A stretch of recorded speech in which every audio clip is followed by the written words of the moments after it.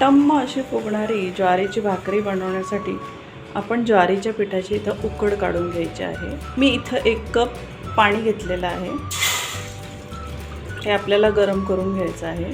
आपण जितकी वाटी पाणी घेऊ तितकेच वाटी आपण ज्वारीचं पीठ घ्यायचं आहे। ह्या पाण्याला व्यवस्थित उकळी येऊन द्यायची। ह्याच्यात आपण थोडंसं चवीनुसार मीठ घालून घ्यायचं आहे। पाण्याला आपल्या छान उकळी आलेली आहे। आता आपण ज्या कपनी पाणी घेतलेलं आहे त्याच सेम कपनी आपण ज्वारीचं पीठ ह्या उकळत्या पाण्यात घालून घेऊया। गॅस बंद करायचा। आता ही उकड 10 मिनिटं आपण झाकून ठेवायची।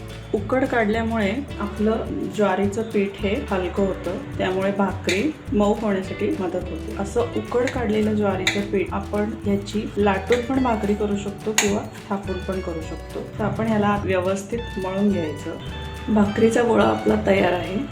आता आपल्याला जितकी लहान आणि मोठ्या साईजची भाकरी करायची आहे त्याच्याप्रमाणे आपण छोटे आणि मोठे असे गोळे बनवून घ्यायचे। पण हा गोळा छान मळून घेतलेला आहे। जितकी मोठी भाकरी करायची तितका आपण मोठा गोळा घेऊ। आता आपण हलक्या हाताने आपण याला लाटून घ्यायचं। तुम्ही बघत असाल किती इझिली हे उचलले जाते।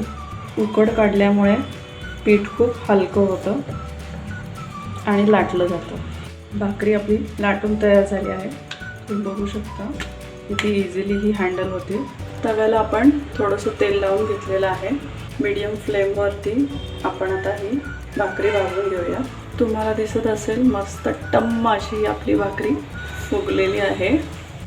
मऊ लुसलुशीत अशी टम्म फुगलेली आपली भाकरी ही तुम्ही बघू शकता।